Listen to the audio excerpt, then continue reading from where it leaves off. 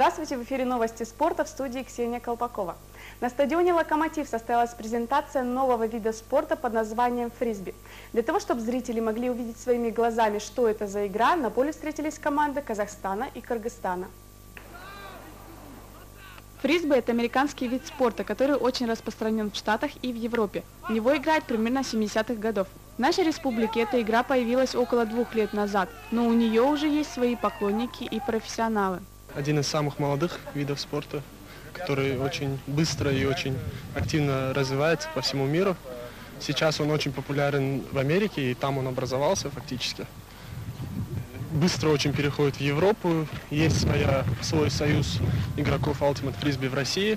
И мы, наверное, пионеры в Кыргызстане. Игра между сборными началась очень динамично. С первых минут встречи команда УФД из Казахстана показала свою профессиональную подготовку. Но к середине встречи наша сборная, представляющая Американский университет Центральной Азии, взяла инициативу в свои руки. И таким образом встреча окончилась в пользу нашей команды со счетом 15-11. Продолжаются игры 16-го чемпионата Кыргызстана по футболу среди команд высшей лиги. Результативная таблица на ваших экранах. На